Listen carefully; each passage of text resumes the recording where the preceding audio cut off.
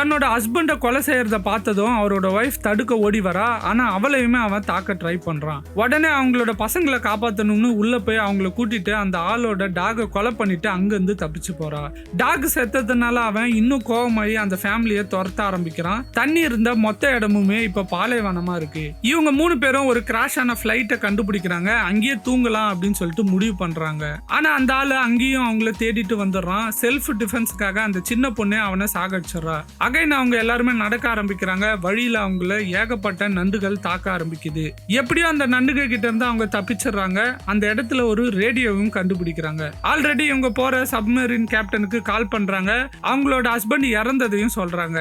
அவரும் தன்னை சில கிரீச்சர்ஸ் எல்லாம் அட்டாக் பண்ணிச்சுன்னு சொல்றாரு. அது மட்டும் இல்லாம கடல் நம்ம நினைச்சதை விட சீக்கிரமா திரும்பி வரப்போகுது, சீக்கிரம் வாங்க அப்படின்னு வார்ன் பண்றாரு. ரொம்ப தூரம் நடந்து இவங்க அந்த சப்மரீனை பாத்துடுறாங்க. ஆனா அதுக்கு நடுவுல ஒரு பெரிய பாறை மலை இருக்கு. இவங்க எப்படியோ அது வழியா நடந்து போய் கடைசியா அந்த சப்மரீன் கிட்ட போயிடுறாங்க. கேப்டனுக்கு நிறைய அடிபட்டதுனால அவரால் அவங்க கூட வர முடியாதுன்னு சொல்லிடுறாரு. நண்டுகளும் அந்த சப்மரீனை சுத்தி வளைச்சிடுது. அப்ப அந்த கேப்டன் அவங்கள உள்ள போக சொல்லிட்டு அவர் வெளில இருந்து அதை ஷூட் பண்றாரு. கடைசியா அந்த நண்டுகள்லாம் அவரையே இழுத்துட்டு போயிடுது. ஃபைனலி அவங்க 3 பேரும் உள்ள போயிடுறாங்க. கடல் மறுபடியும் ரிட்டர்ன் ஆகுது. கொஞ்ச நேரத்துக்கு அப்புறமா அவங்க சப்மரீனை விட்டு வெளில வந்து பாக்குறாங்க. பார்த்தா அந்த சப்மரீன் சிட்டிக்கு நடுவுல இருக்கு.